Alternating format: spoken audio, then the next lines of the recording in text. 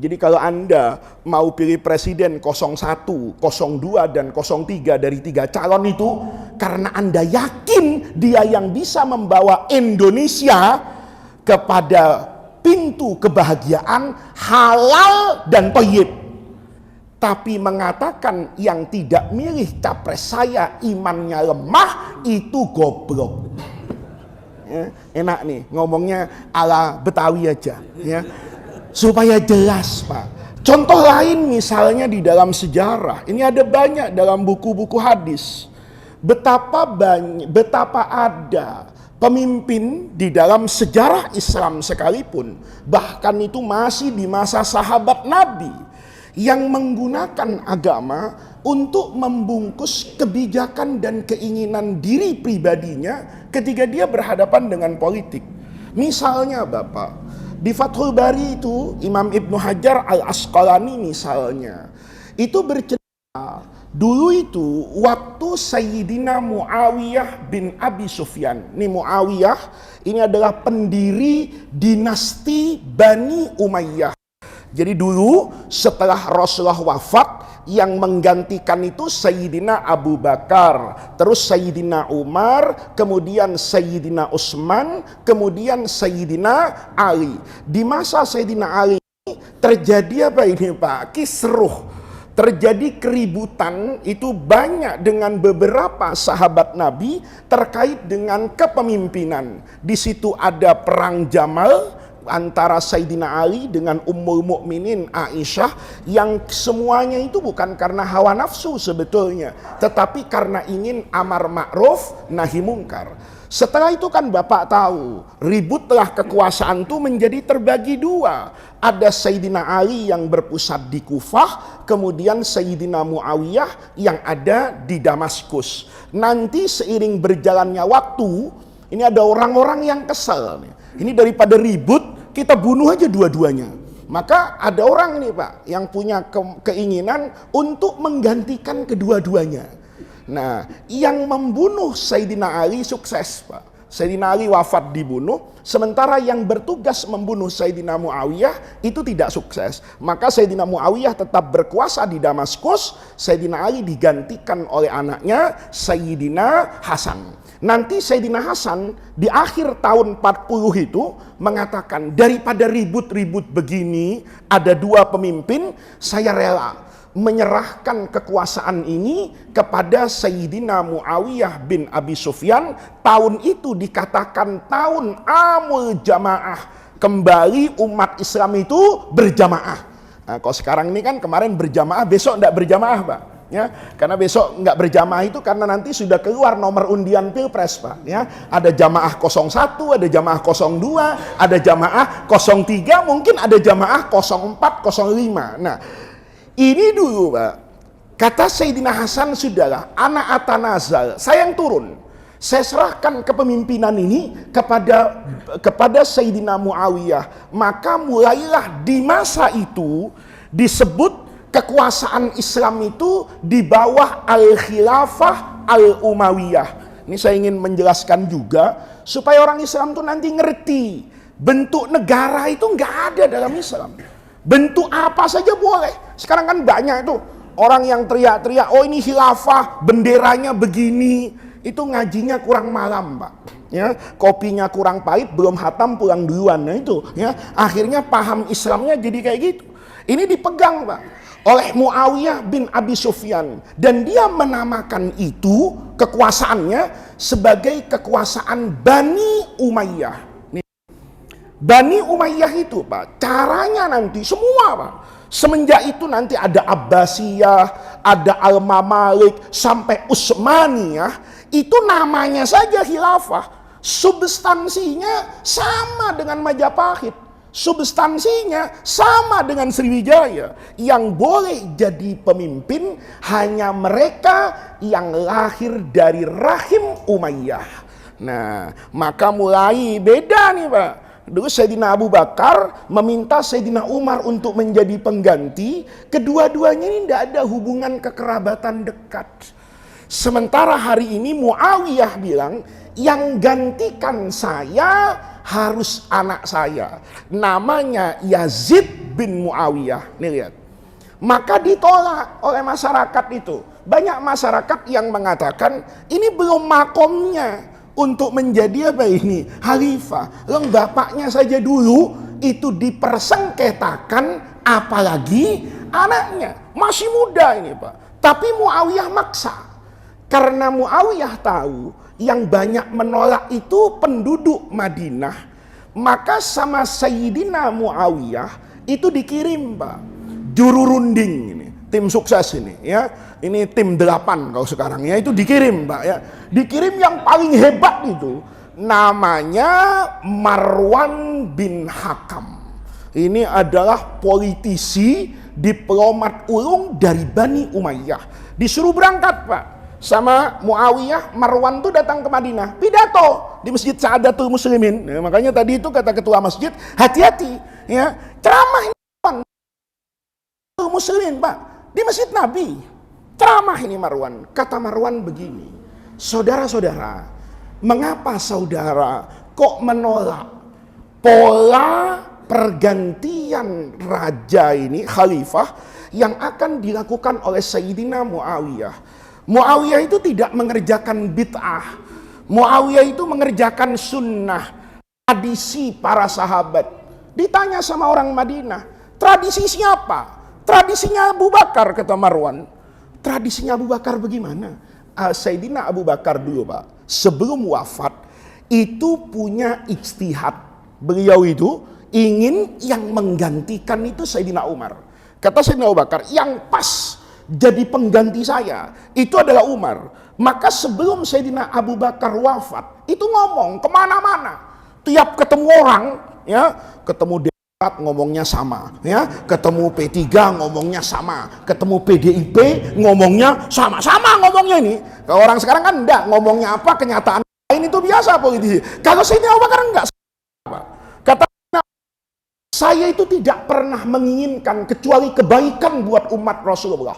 Saya itu tidak punya ambisi, saya itu cuma ingin umat ini selalu dalam kebaikan, dan saya tidak tenang kalau menghadap Allah mati. Saya belum tahu siapa yang akan memimpin kaum muslimin. Maka ditanya sama sahabat, apa yang ada dalam pikiranmu ya Khalifah Rasulullah? Apa yang ada dalam pikiranmu Sayyidina Abu Bakar? Kata Sayyidina Abu Bakar, saya ini tidak tenang mau mati kalau saya belum yakin bahwa pengganti saya adalah Umar bin Khattab. Apa kata orang Madinah? Pendapatmu yang paling benar. Kamu ndak ngomong, kami juga nanti pemilu akan berbondong-bondong mencoblos Umar bin Khattab. Lihat nih Pak. Kata siapa ini? Kata rakyatnya. Kata Abu Bakar, alhamdulillah, ternyata pendapat saya itu disetujui oleh kalian. Maka Sayyidina Abu Bakar nulis wasiat, nanti presiden setelah saya wafat itu adalah Umar bin Khattab, dan ini sudah diridhoi oleh semua masyarakat yang ada di kota Madinah. Maka hendaknya kalian semua mengikuti baiat sumpah setia kepada Umar, sebagaimana orang Madinah menginginkan pengganti saya adalah Umar bin Khattab. Maka wafat Umar langsung, nggak lagi disidangkan dulu di DPR, di MK, nggak ada itu ya, di majelis syuro nggak ada, sudah langsung. Ini yang jadi siapa ini? Sayyidina Umar bin Khattab. Lihat Pak, kata Muawiyah, yang saya buat ini kan sama. Saya mau meninggal, saya mau ngangkat anak saya Yazid bin Muawiyah. Ini saya lakukan semata-mata meniru Abu Bakar. Siapa Pak yang membantah langsung tuh? Anaknya Sayyidina Abu Bakar, Abdurrahman bin Abi Bakrin, itu langsung berdiri di Masjid Madinah. Kadzabta, bohong kamu. Ini bukan sunnahnya Abu Bakar. Ini bukan tradisinya Abu Bakar. Ini tradisinya Kaisar Hercules yang ada di Romawi. Bapak diganti anak, paman diganti ponakan. Itu tradisinya Romawi. Lihat Pak, Sayyidina Abdurrahman bin Abi Bakar itu tidak mengatakan bahwa cara pemilihan kayak gini kafir. Enggak Pak. Tapi kata Sayyidina Abu Bakar, kata Abdurrahman bin Abi Bakar, jangan bawa-bawa Abu Bakar. Anda mau bikin ini kayak kerajaan Romawi, caranya selama Anda menjadi raja yang adil, rakyat sejahtera, syariat Islam bisa dikerjakan, bentuknya apa saja, tidak ada persoalan. Tapi Anda bawa-bawa Abu Bakar, itu yang saya permasalahkan. Jadi kalau Anda mau pilih presiden 01, 02, dan 03 dari 3 calon itu, karena Anda yakin dia yang bisa membawa Indonesia kepada pintu kebahagiaan halal dan thayyib, tapi mengatakan yang tidak milih capres saya imannya lemah, itu goblok. Ya, enak nih ngomongnya ala Betawi aja ya, supaya jelas Pak ya. Saya nih mau milih capres 02 karena saya istikharah, saya sudah baca rekam jejaknya, saya sudah merasakan hasil karyanya. Kemudian saya ngomong sama Pak Hermawan, ya, saya ngomong Pak Ustadz mau milih siapa? Milih presiden B. Kenapa? Karyanya halal Pak. Tapi kalau saya bilang kenapa milih presiden B? Karena ini perintah agama. Yang tidak milih presiden B kafir, fasik, lemah iman. Nah, itu yang tidak boleh Pak. Kenapa tidak boleh? Lihat dulu nih. Orang tuh kalau mau berfatwa, mau ngomong agama, itu harus jelas dulu Pak. Ini benda ini apa? Baru kita hukumi. Kalau tidak jelas jangan. Ya, kalau Bapak ditanya misalnya, Pak Ustadz, apa hukumnya makan daging kambing? Gampang, halal. Apa hukumnya makan ikan bandeng? Jawabannya singkat, halal. Ini kan binatang yang enak, halal haramnya jelas. Tapi ada binatang yang kita tidak tahu, ini halal apa haram. Apa contohnya? Anjing laut. Itu binatang ngerepotin kiai.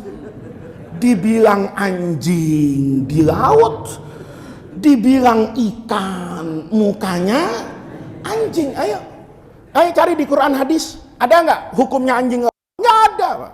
Hukumnya anjing haram. Kenapa haram? Karena dia punya taring Pak. Kulazina bin ini yang punya taring menggigit dan melukai itu hukumnya apa ini? Haram untuk dimakan. Itu nas Nabi. Jadi yang punya taring itu haram. Tapi yang hidupnya di air bukan cuma halal Pak. Bapak lihat sapi halal, syaratnya diapain? Sembelih. Kalau tidak disembelih atau sapi sakit mati, haram Bapak makan karena bangkai. Tapi ikan tuh nggak ada bangkainya Pak. Binatang air itu, binatang laut kata Rasulullah, itu al-hilu maitatuhu, at-tahuru ma'uhu, airnya paling suci. Bapak kalau ngaji fikih Syafi'i, itu air kalau nggak sampai 2 kulah, hati-hati kalau kecampuran. Nih Bapak nih ada kolam misalnya ya. Kolam nih kayak udah kolam jelas, airnya banyak. Bapak lempar anjing 2. Jadi apa? Jadi apa? Ya air anjing lah. Nggak bisa Bapak pakai untuk mandi, nggak bisa Bapak pakai untuk wudu. Tapi kalau Bapak ke Ancol, Bapak buang bangkai anjing 1 kapal, 100 kontainer, air laut tetap suci. Itu istimewanya. At-tahuru ma'uhu. Bukan cuma itu. Al-hilu maitatuhu. Bangkai di laut itu halal. Kecuali bangkai kapal, ada yang punya. Nah, jangan nanti orang sini terus nyelam di Tanjung Priok, ada kapal tenggelam, nemu emas 3 ember. Terus ingat pengajian ini, kata Pak Ustadz, semua bangkai di laut hukumnya halal. Nah, itu separuh pinter ada begonya Pak gitu. Maksudnya yang halal itu adalah bangkai binatang laut. Lah berarti kan di laut ini suci banget. Jangankan yang hidup, bahkan bangkainya saja halal Pak. Nah, anjing laut itu kan nyusahin Pak. Ditanya nggak jawab, kartu keluarga nggak punya. Ya, kalau punya kakak kan enak. Ente keluarga siapa nih? Keluarga anjing apa keluarga ikan? Ada yang ngomong anak keluarga anjing haram. Terus kakaknya jelas ini keluarga ikan. Maka hukumnya jadi halal. Karena Allah kan tidak pernah Pak mengharamkan sesuatu karena bentuk, mengharamkan sesuatu karena warna, mengharamkan sesuatu karena rasa. Apa khamr itu haram karena bentuknya benda cair? Enggak. Apa karena baunya, apa karena rasanya? Enggak. Oleh karena itu, kalau Anda mau berfatwa tentang anjing laut, itu enggak mudah. Anda harus tahu dulu, anjing laut ini anjing apa ikan? Nah, kan sama Pak. Kepiting itu kan dulu ada orang mengharamkan kepiting, ada orang menghalalkan kepiting. Kenapa? Ya karena pengetahuan mereka berbeda-beda. Ada orang mengatakan bahwa kepiting itu binatang yang hidup di dua alam. Dari kecil orang yang bilang mengatakan bahwa amfibi dua alam itu hukumnya haram. Maka dia tidak makan kepiting. Ada ustadz doyan kepiting, Mbak. Tiap pengajian nanya, mana kepiting, mana kepiting. Karena menurut ustadz ini, kepiting itu tetap binatang air. Karena dia tidak mungkin hidup tanpa air. Coba taruh di darat, ya 6 jam. Lemes itu kepiting. Dia tetap harus disiram dengan air dan dia tidak mungkin hidup kecuali menggunakan air. Maka dia mengatakan, ini binatang air. Cuman punya kekuatan untuk hidup di luar air dalam rentang yang berbeda dengan ikan, tetapi dia tetap binatang air. Selesai, makan dia. Lah Bapak enggak usah ribut. Kalau ngelihat ada orang makan kepiting, oh ini mazhab yang halal. Kalau Bapak ngelihat orang yang tidak mau makan kepiting, ini mazhab yang haram. Tidak boleh berantem. Tapi Bapak lihat Ustadz makan babi, ya, nah, mulutnya masukin sambal 1 kontainer, Pak. Kenapa? Karena tidak ada orang yang mengharamkan babi. Begitu cara orang memahami agama. Maka sekarang kita tarik nih Pak, yang mau kita bicarakan. Ini belum bicara saya ini, baru mukadimah dulu supaya kepikiran kita itu jernih dulu. Baru sekarang kita tarik Pak. Kita bicara politik. Orang harus tahu, politik ini makhluk apa? Ini sapi, kambing, unta, apa anjing, kucing misalnya, ini bandeng, paus, apa anjing laut gitu loh. Ngerti dulu. Kalau ndak ngerti di situnya, nanti fatwanya pasti sesat. Karena al-hukmu ala syai'i, kalau saya menghukumi sesuatu, kata ulama, itu far'un an tasawwurihi. Itu merupakan kesimpulan dari gambaran saya terhadap sesuatu itu. Kalau sesuatu itu saya salah menggambarkannya, maka pasti saya salah dalam memberikan fatwanya. Kalau saya benar dalam memahami sesuatu, maka saya akan benar ketika menghakimi sesuatu tadi.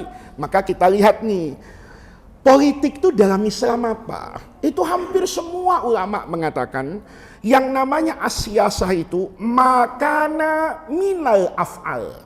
Perbuatan, kelakuan, aktivitas, apapun. Bihaitsu yakunun nasu, dengan adanya perlakuan ini, perbuatan ini, umat manusia itu akroba ilas sholah, lebih dekat kepada kebaikan, wa ab'ada anil fasad, dan jauh dari kerusakan. Itu namanya politik. Jadi politik itu dalam Islam itu namanya siyasatud dunya, mengatur negara, wa hirasatiddin, dan juga menjaga keberlangsungan agama. Ini lihat Pak, ada pekerjaan dalam Islam itu memiliki 2 dimensi Pak. Ada dimensi ibadah, tapi ada dimensi politik kenegaraan. Apa contohnya? Bapak akad nikah. Nikahnya itu ibadah. Ibadah Pak. Karena kalau Bapak berzina, jadi haram kan? Kalau Bapak nikah, jadi apa ini? Pahala. Maka nikah itu unsur itunya, Bapak meletakkan syahwat di tempat yang halal, jadi ibadah. Karena kalau diletakkan di tempat yang haram, jadi maksiat. Nih Pak, itu ibadah. Tapi Bapak nikah di KUA, itu politik Pak. Nih lihat nih. Bapak nikah KUA, itu politik Pak. Politik ini bisa wajib, bisa sunnah, bisa mubah, bisa makruh, bisa haram. Nih, ayo. Ada orang tanya sama saya, Pak Ustadz, orang nikah siri itu sah apa enggak? Nih, lihat nih. Nih, jawaban kiai itu saya 90% bilang sah Pak. Tahu nikah siri? Memenuhi syarat agama. Kalau ngaji itu arkanun nikahi khomsatun, itu semua buku fikih Pak. Ya, nggak ada buku fikih bilang arkanun nikahi sittatun, nggak ada. Semuanya khamsatun. Calon pengantin laki, calon pengantin perempuan, walinya perempuan, 2 orang saksi, kemudian sighah ijab qabul. Ada 5 ini nikahnya sah. Saya bilang kurang. Ada orang protes sama saya. Apa itu? Catat di KUA. Nanya orang itu, mana dalilnya? Nabi nggak ada itu waktu nikahan manggil KUA. Saya bilang ini orang namanya nggak ngerti agama. Dulu zaman Nabi, orang nikah itu semadinah, Pak. Nanti mudah-mudahan kita semua umroh, ya. Bapak kalau lihat Masjid Madinah sekarang, itulah kota Madinah zaman Nabi. Maka orang mau nikahan dulu itu tahu besannya siapa, anaknya kayak gimana, tahu, Pak. Kalau sekarang, dari mana saya bisa tahu nanti? Kalau laki-laki yang mau ngelamar adik saya, mau ngelamar anak saya, itu perjaka, dari mana saya tahunya? Ngakunya perjaka, anaknya 5 ternyata. Bisa juga. Ada yang lebih parah, ngaku bujang tua, cucunya 4, Pak. Ngakunya apa ini? Bujangan anak istiqomah jomblo ini, udah 50 tahun nggak dapet jodoh. Begitu ngelihat kamu, feeling saya mengatakan kamulah jodohku. Kata yang gadis 25 tahun udah nggak apa-apa lah, nikah sama apa ini? Sama yang 50, kelapa makin tua santannya mantep ini. Kan begitu kan? Nikah dia. Ngakunya jomblo, bujangan. Ternyata dari mana saya bisa tahu, Pak? Ketika anak perempuan, kan banyak tuh suka-suka itu, asal ustadz datang, ustadz suruh nikahkan. Saya tanya dulu, kenapa? Lah ini resiko di saya. Walinya tuh bilang gini, Pak Ustadz, tolong nikahkan ya anak saya. Oh ya udah, taukil kan begitu kan, Pak. Tapi kemudian saya harus tahu dulu, ini laki-laki siapa? Dan perempuan ini juga siapa? Siapa yang tahu kalau ini ternyata istri orang? Ya, suaminya ditinggal. Ya, ini, saya nyebut daerah ini nggak usah ada yang tersinggung. Ya, suaminya ada di Papua, Pak. Ya kan, nggak pernah tahu kita kalau perempuan itu waktu kerja ke Papua itu apa itu nikah. Dia kemudian liburan pulang ke rumahnya di Jawa, ketemu laki-laki ganteng. Dia bilang, kenapa gua nggak kawin sama yang ini aja? Nikahlah dia di Jakarta, suaminya di Aceh atau di Papua atau di Miangas atau di Pulau Rote, yang jauh banget. Dari mana saya tahu, Pak?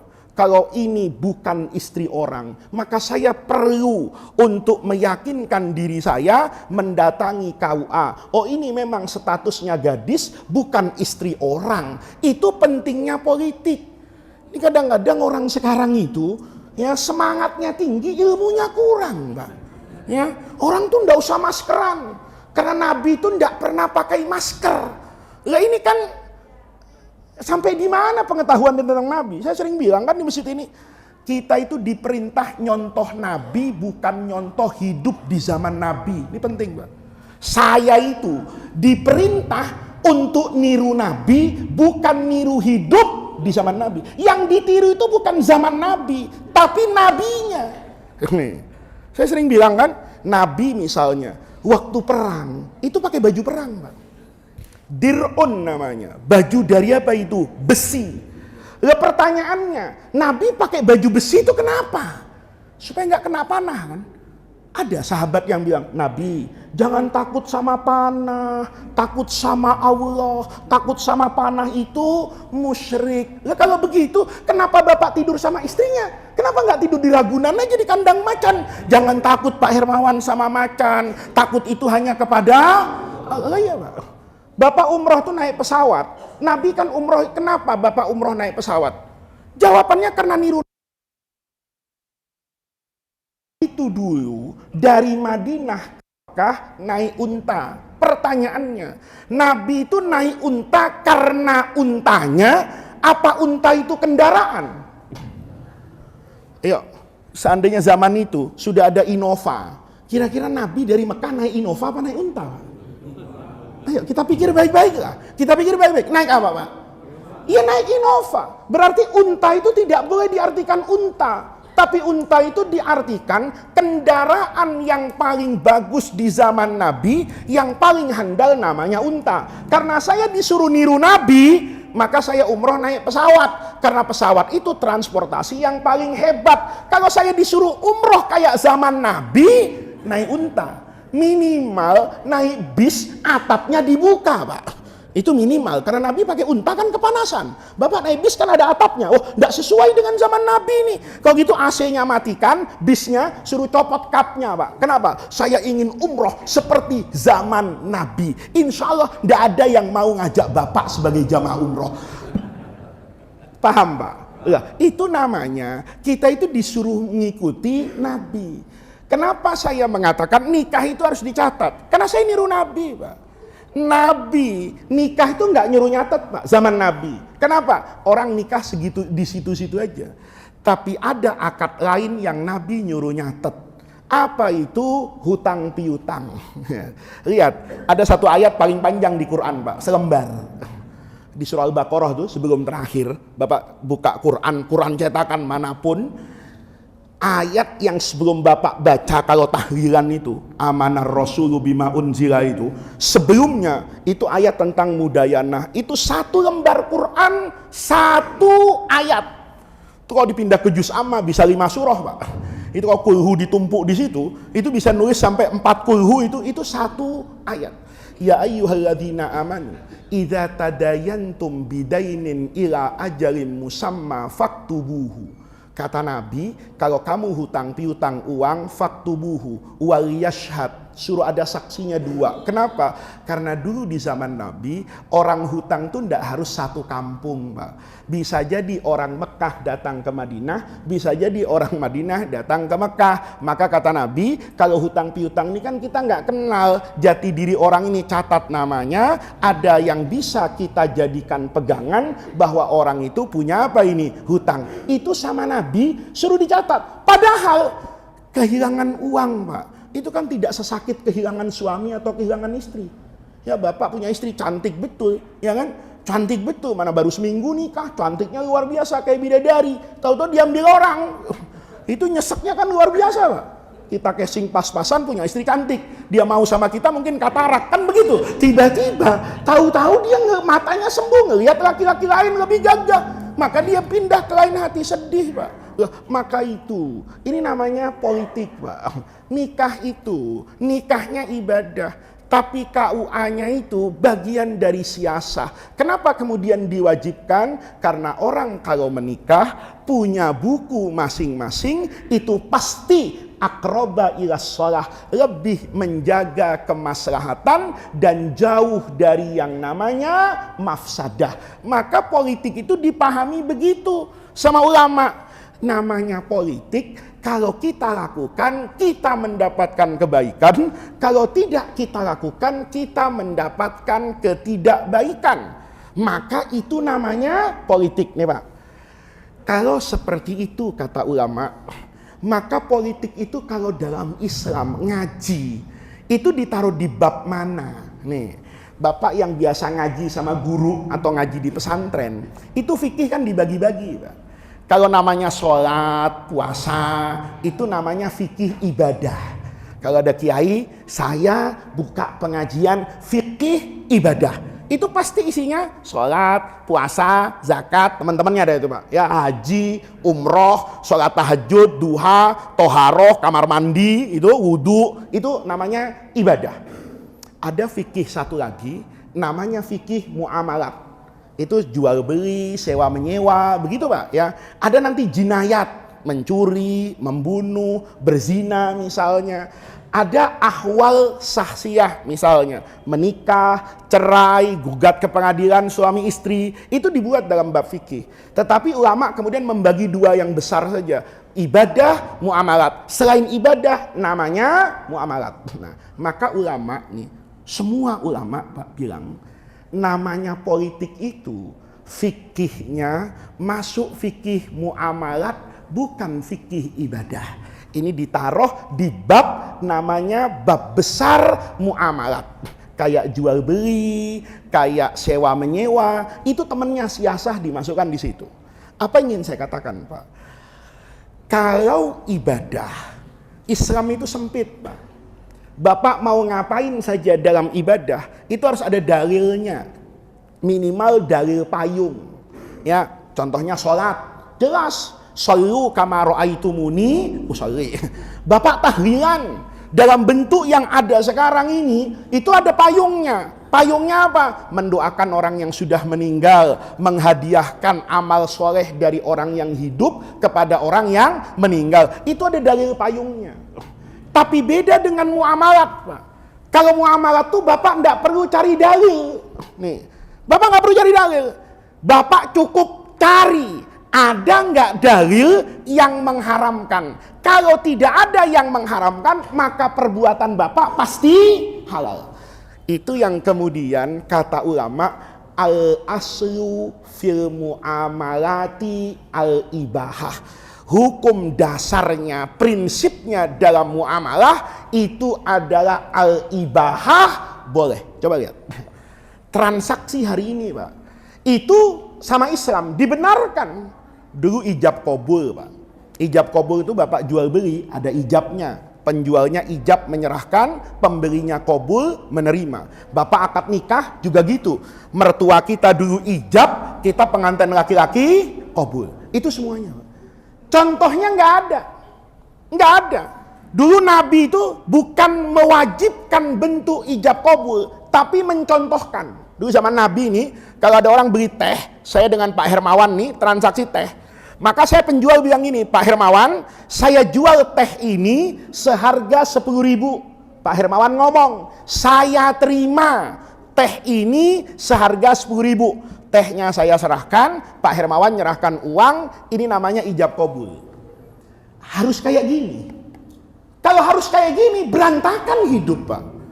Terus Bapak belanja ke supermarket sama istrinya, belanja bulanan, ya, Indomie 100 bungkus, ya kan, ya kopi, teh, gula, terus ngomong sama kasirnya, Mbak, maaf Mbak ya, Mbak, saya ajarkan transaksi yang Islami seperti diajarkan Rasulullah Shallallahu Alaihi Wasallam. Kata kasirnya, maksudnya gimana Pak? Begini, Indomie ini Mbak ambil satu dulu, ya. Mbak ngomong sama saya, Pak, saya jual Indomie rasa ayam bawang, gitu kan? Harganya 5.500. Terus Bapak ngomong, nanti saya ngomong, Mbak, saya beli Indomie rasa ayam bawang seharga 5.500. Mbak masukkan ke kantong, saya serahkan uangnya. Nanti ambil lagi Indomie satu lagi, rasa kari ayam harganya 5.600. Begitu terus. Yakin Pak, pulang benjol para bapak ya, dilempar sama orang belakang pakai kaleng susu. Kenapa? Kelamaan.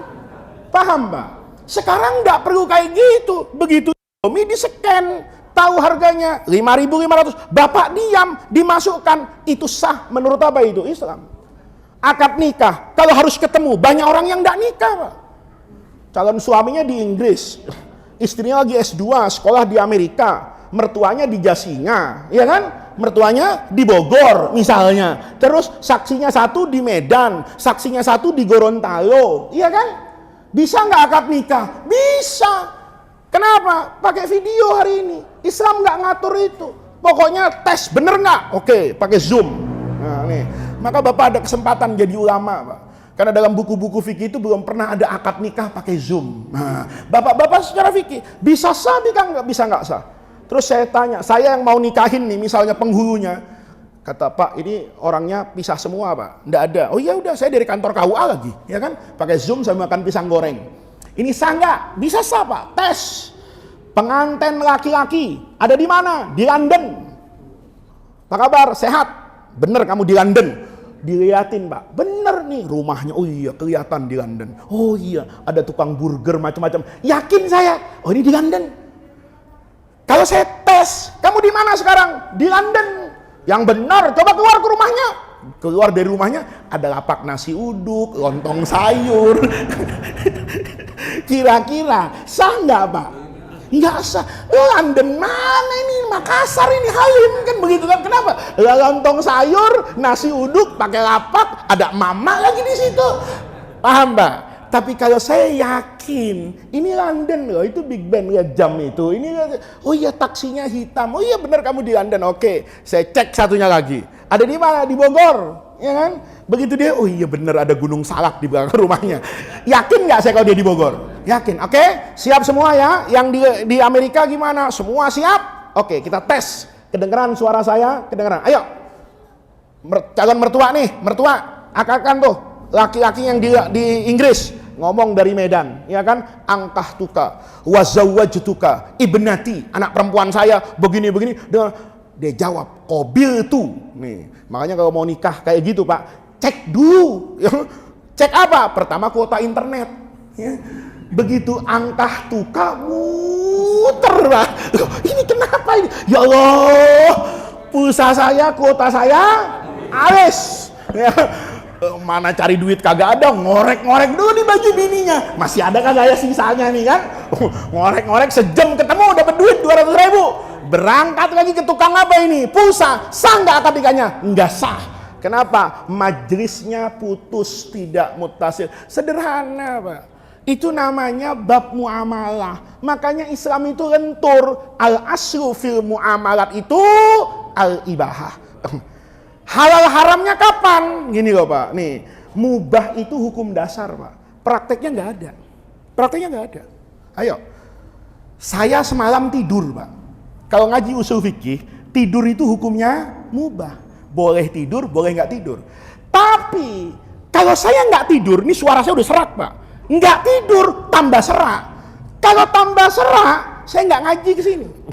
Udah bulan kemarin nggak ngaji, ya kan? Udah masak nasi uduk katanya, ya kan? Sekarang nggak ngaji lagi, tadi semur ada di belakang. Waduh, ini dosa saya banyak Pak. Maka malam tadi saya tidur hukumnya wajib. Wajib untuk apa? Untuk menggembirakan hati Bapak. Wajib untuk orang mendapatkan ilmu. Itu namanya politik. Hukum dasarnya tetap mubah. Tapi tidur itu bisa wajib buat saya, bisa haram buat Hansip Pak. Hansip disuruh siskamling, jaga kampung ya. Dia bilang, kan tidur itu hukum asalnya mubah. Gue kok nggak tidur sakit, menjaga kesehatan wajib, tidur salah dia. Kenapa dia tidur salah? Karena dia punya kewajiban jaga. Bapak nih udah tahu kontrakan mau ditagih besok. Terus Bapak tidur, dibangun bang, bangun bang, ada yang punya rumah bang. Apa hukumnya tidur di sini? Haram, karena Bapak mau ngemplang kontrakan, ya nih Pak. Jadi sederhana aja. Ada yang wajib itu, ada hukumnya mubah, tapi nanti jadi wajib. Ada mubah nanti jadi sunnah. Saya ini kalau nggak tidur, ya tetap kok bisa ngaji. Maka saya tidur hukumnya apa? Sunnah saja untuk menjaga kesehatan. Tapi saya nggak tidur, tetap ngaji. Ya nggak apa-apa. Gitu loh. Itu namanya sunnah. Bisa jadi makruh, bisa jadi haram. Ini kalau ditagih hutang, tidur. Giliran yang nagih pergi, begadang. Nah ini, yang kayak gini hukumnya apa? Gak kayak gitu Pak. Nah, maka politik itu Pak, begitu dimasukkan secara konsisten oleh fuqaha, itu al-ibahah. Maka ulama mengatakan bentuk negara itu dalam Islam boleh apa saja. Mau presiden, mau raja, mau sultan, mau kaisar, itu nggak ada masalah. Maka Bapak kalau bicara Islam luas Pak. Apa hukumnya ngangkat RT? RT itu dibahas Pak dalam fikih. Cuman Bapak nggak pernah kan nemu di Fathul Qorib babu RT, nggak pernah. Tapi RT ini untuk apa? Untuk kemaslahatan. Sehingga pemerintah itu bisa menertibkan masyarakat dari yang paling bawah sampai yang paling atas. Presiden punya program ini kan harus disampaikan. Kan tidak mungkin. Terus Pak Mahfud MD keliling dari masjid ke masjid. Ya minta pensiun dia jadi menteri. Kenapa? Ya nggak punya waktu lagi, cuman ngomong aja. Maka didelegasikan. Perintah besar dari presiden boleh jadi sampai ke RT. Siapa yang berjasa mensosialisasikan? RT. Yang tanggung jawab RT, bagi-bagi bansos, ya kan? Ya, bansos yang bagi-bagi siapa? RT. Mana berasnya jelek, yang diomelin RT. Padahal RT cuma nerima doang. Lah gua disuruh bagi RT ini dasar negara nggak sayang sama rakyatnya. Kata RT, gue juga rakyat, gue juga susah ini, diomelin dia Pak. Nah, yang kayak begini, RT itu hukumnya apa? Harus. Kenapa? Mendatangkan kemaslahatan. Ada RT jadi orang tahu, ini bukan orang kampung sini. Kok mondar mandir ya rumahnya ramai, jangan-jangan jualan narkoba. Siapa yang menangkap? RT. Maka RT hati-hati Pak. Kalau ada gembong narkoba di kampungnya diem aja, itu nanti susah masuk surga RT itu. Ya. RT itu susah. Ada anak yatim kelaparan itu, RT susah. Walaupun janda muda kelaparan kayaknya udah diurus sama RT kan gitu kan. Tapi kalau sampai ada anak yatim, Pak, nanti lapar, itu RT tanggung jawab. Nah, yang kayak gini nih namanya bagian dari muamalah. Mau bentuknya RT, mau bentuknya tanpa RT, terserah kata Islam. Yang penting ini bisa menunjukkan kepada kesejahteraan masyarakat. Itu bentuk negara. Jadi nggak ada Islam tuh harus khilafah, nggak ada. Islam setuju nggak dengan demokrasi? Setuju. Asal demokrasinya yang benar. Nabi itu ngajarkan demokrasi loh, Pak. Di perang Uhud itu, Rasulullah itu maunya kan di dalam kota. Kata Nabi, kita bertahan saja di Madinah. Kata sahabat, enggak Rasulullah, kita harus keluar, ambil jarak dari kota Madinah. Suaranya lebih banyak yang kepengen keluar ke Gunung Uhud. Nabi ikut, itu namanya demokrasi. Yang di voting itu, perang ini di dalam kota Madinah atau di luar kota Madinah, di voting sama Nabi, boleh. Tapi sholat subuh enggak di voting, Pak. Ya. Ini sholat subuh mengganggu apa enggak? Voting. Yakin, Mbak, di amandemen gitu. Sholat subuh mengganggu, kita semua mau ke kantor, antri begini-begini. Maka umat Islam Indonesia berdasarkan suara terbanyak yang diputuskan oleh Majelis Permusyawaratan Sholat Subuh, ya kan? Memutuskan mulai besok pagi sholat subuh diundur jam 8. Ini benar enggak? Enggak. Realitanya ada enggak? Enggak ada. Demokrasi itu kan cuma urusan kemaslahatan, Pak. Nggak ada negara demokrasi itu terus memvoting sholat subuh tuh nggak ada. Maka orang jangan demokrasi itu nggak benar. Masa kekuasaan ada di tangan suara yang terbanyak? Nanti kalau suara terbanyak memutuskan nggak sholat subuh, gimana? Pertanyaannya, ada nggak orang mempraktekkan demokrasi kemudian memvoting sholat subuh? Nggak ada. Jadi demokrasi itu bisa benar, bisa salah. Khilafah itu bisa adil, bisa zalim.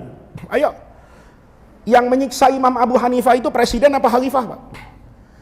Yang menyiksa Imam Malik itu raja apa khalifah, Pak? Semuanya bergerak khalifah, Pak. Yang mencambuk Imam Ahmad hampir mati itu khalifah, Pak. Namanya keren-keren. Mutawakkil, Mu'tasim, Billah, semua itu. Dia dicambuk, Pak. Imam Ahmad tuh, yang kalau dicambuk itu sama sapi, kata tukang cambuknya, mati ini sapi. Itu dicambuk Imam Ahmad itu sampai cacat, Pak, punggungnya. Itu yang nyambuk atas nama siapa? Khalifah, bukan presiden, bukan Golkar, bukan Demokrat, Pak. Ayo, artinya apa? Sistem itu bagus, Pak, kalau orangnya bagus. Maka agama ndak lihat mau demokrasi mau apa, yang penting akrab ilas shalah, maslahat, masjid penuh kayak kita nih. Ya, kita ini, Pak, bukan khilafah, Pak. Kita ini nggak pernah menulis dalam konstitusi itu Islam. Tapi Bapak boleh cek deh di banyak negara, pengajian subuh itu yang paling hidup di Indonesia. Ayo, ya, Bapak pernah umroh kan? Ada pengajian subuh di Masjid Nabawi kayak begini nih? Nggak ada. Pengajian subuh di Indonesia, masya Allah, ada subuh gabungan, ada tingkat RT, tingkat ini, macam-macam. Ada DMI, ada DKM, ada macam-macam. Hidup, Pak. Yang ngaji bebas. Ayo coba di Saudi, di Mesir, ya, ngaji ndak izin sama pemerintah, ditangkap.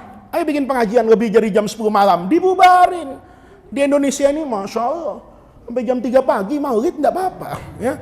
Paling nyesel doang, nasi keburinya jadi rengginang itu doang, ya kan. Nutup jalan apa bebas, lo syukuri, Pak. Kenapa? Itu namanya politik. Jadi politik itu ibaha aslinya. Nanti Bapak lihat nih, ini jangan bab politik itu dibawa ke akidah. Kalau akidah itu urusan iman. Kalau politik itu urusan ijtihad, subjektivitas masing-masing orang. Pak Hermawan ngelihat Pak Anies bagus, pilih. Wajib kalau dia merasa ini yang bisa membawa Indonesia kepada apa ini? Kebahagiaan dunia akhirat, Pak Anies dengan Gus Muhaimin. Pilih. Ganti batiknya besok, jangan merah, ya kan? Nah, misalnya. Bapak yang satu enggak. Yang bisa membawa ini Pak Prabowo. Ini sudah terlatih sebagai capres. Belum pernah menang tapi kan gitu. Terus Bapak bilang, misalnya sah saja di hadapan Allah. saya mau coblos Pak Prabowo. Kenapa? Kasihan gitu. Kenapa kasihan? Nyalon dari dulu nggak pernah jadi. Terus semalam saya ngaji, kata Kiai, irhamu man fil ardi yarhamkum man fis sama. Suka kasih belas kasihan sama orang, nanti Allah ngasihani. Jangan-jangan nih Pak Hermawan aja contohnya, nggak dosa kalau beliau ini. Pak Hermawan ngomong, saya ini kepengen naik pangkat, kok pangkat saya nggak naik-naik ya? Jangan-jangan karena saya nggak sayang sama Pak Prabowo. Saya pilih Pak Prabowo, mudah-mudahan Pak Prabowo jadi presiden. Karena Pak Prabowo saya angkat jadi presiden, nanti Allah sayang sama saya, Pak Hermawan diangkat jadi komisaris utama Angkasa Pura misalnya. Nggak apa-apa kan Pak? Oh Bapak lihat, oh kayaknya ini Ganjar lah. Kenapa? Rambutnya udah sama ustadz saya ini, putih-putih. Nah, itu kayaknya putih, kebanyakan mikir masyarakat Jawa Tengah misalnya. Yakin karena itu pilih. Nggak usah di masjid tuh bilang, yang nggak milih ini Islamnya nggak bener, nggak mau jihad fisabilillah. Jihad yang mana? Oh akhirnya semuanya sama. Saya kan dari dulu ngomong begitu kan di masjid ini, cuma orang masjid ini nggak percaya ya Pak.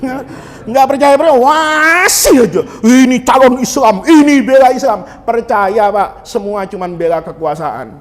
Kalau Bapak mau jihad tuh bukan 2024, 2034 nanti Pak. Anak-anak Bapak suruh sekolah yang benar. Anak-anak Bapak akhlaknya yang benar, baca Qur'annya yang benar, bapaknya juga yang benar. Ya, makan bakwan 5, bilang 5 gitu loh. Lah kita kadang ngelihat orang Pak Haji ribut sama tukang gorengan. Saya tanya, kenapa nih Bang? Ini Pak Haji, saya dari tadi goreng habis Bu, tapi dia bilang cuma makan 3. Kalau kita Pak masih suka ngemplang gorengan, terus mau dapat pejabat yang jujur, itu nggak dikasih sama Allah. Kama takununa yuwalla alaikum, kata Rasulullah. Kan sama tuh. Kita ini kalau kepengen punya istri yang mana? Yang solihah. Semua jawaban. Tapi kita lupa jadi orang soleh Pak. Saya kepengen punya istri itu yang dermawan. Tapi dirinya pelit. Nggak dikasih sama Allah. Nggak pasangan. Gitu. Kalau suaminya pelit, istrinya dermawan, 3 hari cerai Pak. Kenapa? Bininya nyumbang. Suaminya ngomel. Allah adil. Dikasih pasang-pasangan. Oh yang masjid, yang dangdut. Supaya enak kelihatannya. Ya, kalau itu kan nggak enak Pak. Satu pulang dari masjid bawa berkat, yang satu habis dangdutan teler. Wah rusak nih, pemandangannya nggak indah. Jadi Bapak kalau mau jadi pemimpin yang benar, ayo robah Pak. Kita benerin kita dulu. Kan Allah nggak nyuruh saya benerin orang Pak. Yang Allah suruh tuh ku anfusakum. Gimana? Rumah saya benerin. Rumah orang lain bener. Nih kalau rumah saya bener, rumah Pak Hermawan bener. Lama-lama se-RT bener. RT ini bener, selama se-RW bener. Bener, sekota Jakarta bener, Jakarta Timur bagus, Jakarta bagus, Jakarta Utara bagus, lama-lama se-Jakarta bagus, tularin Jawa Barat, benerin, lama-lama se-Indonesia. Kita ini jangan-jangan sama Allah ndak dikasih pemimpin yang benar, karena kita cuma sering nunjuk pemimpin tapi lupa untuk nunjuk diri sendiri. Jangan-jangan kita cuma nyuruh pemimpin sabar, tapi kita sendiri tidak punya kesabaran yang bisa kita bawa untuk mati menghadap Allah. Jangan-jangan kita cuma nyuruh orang lain jujur, tapi kita sendiri tidak pernah jujur. Jadi ahlus sunnah wal jamaah itu memahami politik itu bagian dari muamalat. Al aslu fil muamalat itu al ibahah, tinggal dilihat kemaslahatannya. Pilihan saya kepada A itu karena dilandasi oleh kemaslahatan. Jangan yang kemudian maslahat ini dibawa ke bab akidah, yang beda pilihan dengan saya berarti beda iman, beda Islam, beda akidahnya. Tidak boleh. Itu cuman sekedar saya ingatkan. Jadi di masjid ini bapak-bapak bicara politik tuh boleh. Politik yang apa? Politik yang merupakan norma agama. Saya bilang, saudara-saudara, kalau pilih pemimpin, kata agama, itu yang jujur, yang adil. Adil itu kata-kata dengan lakunya sama. Pemimpin itu harus yang ini, yang ini, yang ini. Boleh. Itu namanya kiai. Kalau dilanjutin, pemimpin itu sidik, amanah, fatona, orangnya namanya Ganjar, itu tim sukses, gitu loh. Ya, itu bukan kiai, itu tim sukses. Bapak doa kan sering saya ngajarin di sini, Pak. Doa itu ndak pernah Allah ndak menjawab doa kita. Tapi kita sering kecewa dengan permintaan kita. Doa Pak, ada yang jelek? Nggak ada. Rabbana atina fid dunya hasanah. Cuman yang jelek itu otak kita. Hasanah itu diartikan mobil. Rabbana atina fid dunya hasanah. 20 tahun dia doa, kok mobil nggak datang-datang ya? Berhenti dia doa, kan goblok Pak. Jangan-jangan hasanah itu ya doa 20 tahun itu. Ayo, kalau nanti kita sudah ada di akhirat Pak, milih mana? Dikasih mobil Toyota, apa dikasih istiqomah doa 20 tahun yang nggak dijawab sama Allah? Ayo. Jadi doa itu Allah pasti jawab Pak.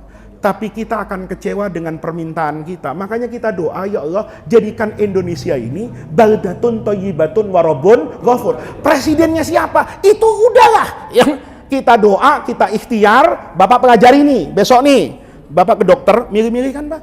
Saya milih kok ke dokter. Saya kok nganterin ayah saya ke dokter, saya searching di Google. Ini dokter siapa nih? Sekolahnya di mana? Prestasinya kayak apa?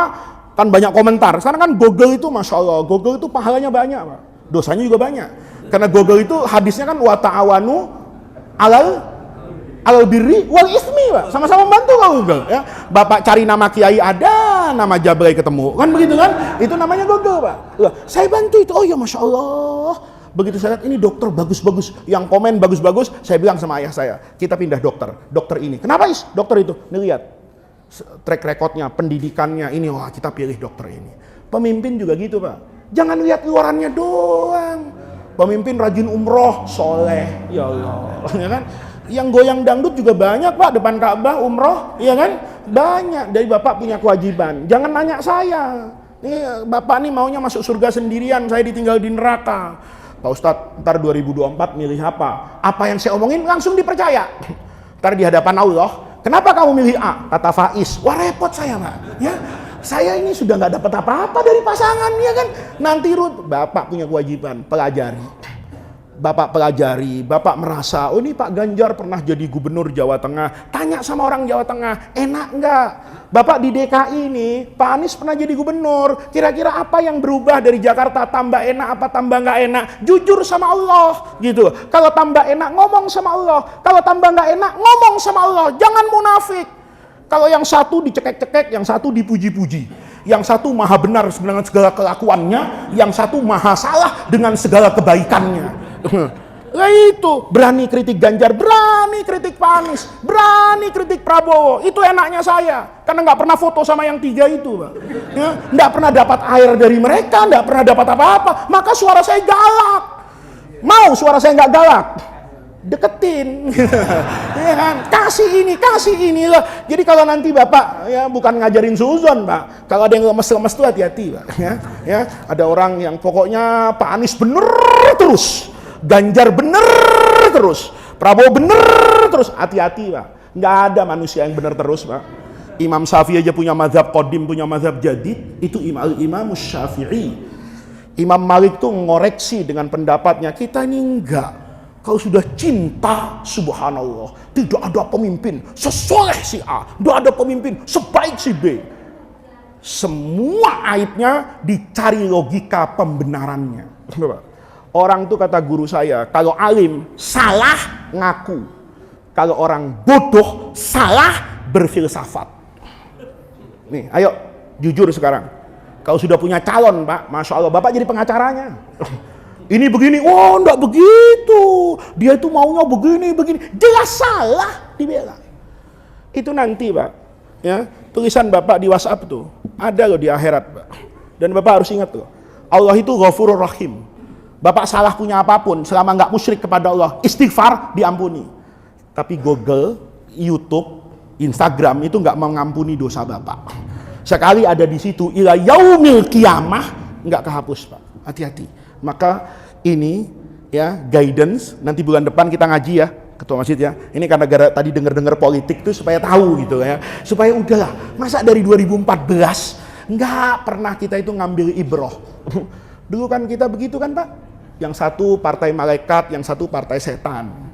Kan ternyata kedua-duanya bukan malaikat dan kedua-duanya bukan setan. Tapi sekarang tenang, diulangi lagi Pak. Nggak ada minta maafnya itu. Ya, kiai yang sudah kadung fanatik, Habib yang sudah kadung fanatik pernah minta maaf sama rakyat atas arahannya mendukung si A dan mendukung si B. Ayo Saya bukan ngajarin Bapak berani sama ulama, enggak. Cuman saya ngasih warning sama ulamanya. Ya, nggak apa-apa kalau saya ngomong, kan sama-sama kiai, nggak kualat gitu loh. Ya. Nah, kalau Bapak yang ngomong kan nanti kualat tuh. Nah, kalau saya kan enggak, sama, saya ngomong kayak gitu supaya kita ke depan itu produktif, ngajinya bener. Jangan sampai Pak lebih sering menyuarakan capres, tapi ditanya aksamul miyah, air dalam Islam nggak tahu. Tohirun mutohirun itu apa? Syarat rukunnya sholat lupa, tapi nama capres tertanam di dalam sanubari. Sampai ngigonya nama capres, Pak. Masya Allah. Ini yang bisa saya sampaikan. Jadi kita di masjid ini, kita ajarkan itu pada norma Islam. Pilih pemimpin yang baik. Yang baik itu siapa? Beda-beda. Ya, beda-beda. Kalau sudah beda-beda, di masjid jangan bicara itu. Ayo. Ini satu contoh, kalau saya besok kampanye capres A, yakin Bapak yang mau milih capres B nggak datang ke pengajian saya. Kenapa lu nggak ngaji? Kuping gue sakit. Kenapa? Faiz ngomong, paling itu lagi, dia jangankan pengajian, kematian ngomong capres lah. Kalau sampai kayak begitu Pak, yang rugi siapa? Yang rugi siapa? Umat Islam. Nggak datang ke masjid, DMI pecah nanti. Ada DMI 1, DMI 2, DMI 3. Terus masjid itu ada mereknya. Ini masjid Anies, itu masjid Ganjar, ini masjid Prabowo. Masjid ini baitun min buyutillah. Kalau sudah ngomong nyebut nama, bikin acara Pak di rumahnya sendiri. Ya, di rumahnya sendiri kumpulin. Ketua masjid boleh nggak? Boleh, asal di rumahnya. Tapi mimbar masjid itu jangan Pak, jangan pakai untuk memvonis orang. Ini yang terakhir Pak, mumpung saya ingat nih, saya kalau beginian tuh Pak, keselnya tuh udah sampai dengkul. Ya, kalau pakai mic. Dulu sahabat Mu'adz bin Jabal, Sahih Bukhari Pak.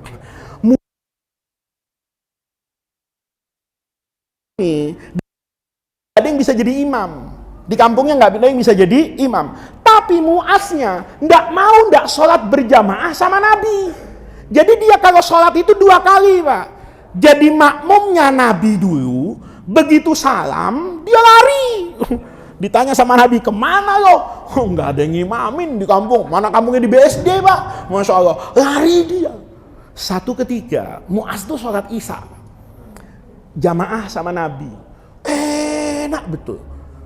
Masuk dalam hatinya bacaan Nabi itu. Karena enak, diulangi di kampungnya Pak.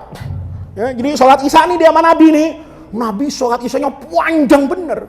Ditiru sama Mu'adz. Pulang sampai BSD, baca Al-Baqarah rakaat pertama Pak. Makmum di belakang ini, supir belubet Pak. Targetnya belum Pak. Gua ngaksi dari pagi, ya Allah, argo masih 200.000 nih. Kata belubet, masih kurang 600 ini. Untuk dianggap target 750.000. Mana belum bensin, belum makan gua. Ini bagaimana Al-Baqarah? Mana udah jam 9:30 malam Pak. Lihat nih. Makanya makmum tuh nggak ada syaratnya Pak, tapi imam itu banyak kriterianya. Dia main Al-Baqarah aja. Kata makmum, amblas argo gua katanya. Maka dia ngapain Pak? Mufarokoh, mundur dia, langsung ruku, sujud, ngebut nih 4 rakaat, salam, kabur Pak. Kalau sekarang ada yang moto Pak. Ya, mungkin DKM di belakang, dicek, ya Allah, diajak sholat kabur munafik loh. Lihat nih, sering nggak kita gitu, menghakimi dan menghukumi orang dari apa yang kita lihat dan apa yang kita dengar tanpa kita pernah tahu kenapa orang itu melakukan itu. Diviralkan Pak. Diaduin lagi ke saya imamnya nih yang nggak bener nih Pak. Tahu nggak Pak Ustadz tadi? Dia tuh mufarokoh Pak Ustadz, nggak mau dia berjamaah. Mu'adznya ngomong Pak, munafik dia. Diajak sholat kabur PKI. Ya. Kalau orang Islam diajak sholat seneng, yang takut sama Al-Baqarah PKI. Namanya orang Pak, diaduin lagi nih ke supir taksi. Lo katanya PKI lo. Kata siapa? Kata Mu'adz. Ya Mu'adz kok bisa begitu? Nggak terima dia. Ngomong ke Rasulullah, ya Rasulullah, kemarin itu muridmu tuh Rasulullah, Mu'adz bin Jabal, rakaat pertama ngegas Al-Baqarah. Bagus kata Nabi, bagus ya Rasulullah, tapi argo ini ya, saya di rumah belum ngasih makan anak istri saya. Terus ngapain kamu? Ya saya mufarokoh ya Rasulullah. mufarokoh, saya cepat-cepat supaya saya bisa cari uang, besok pagi istri saya bisa belanja, kata Nabi. Ya bagus, enggak apa-apa. Masalah tapi Nabi, saya dikatakan di depan orang banyak oleh Mu'az kalau saya itu orang munafik karena saya keluar dari shaf berjamaah. Siapa yang dimarahin sama Nabi? Mu'az, dipanggil. Afattanun anta ya Mu'az. Kamu mau ngerusak masjid Mu'az. Kamu mau buat fitnah kerusakan. Jangan sampai nanti orang tidak mau berjamaah ke Masjid Sa'adatul Muslimin karena imamnya rakaat pertama selalu baca Al-Baqarah.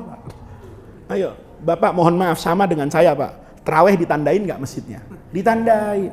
Saya waktu kecil Pak, jangankan masjid, imam saya tanya.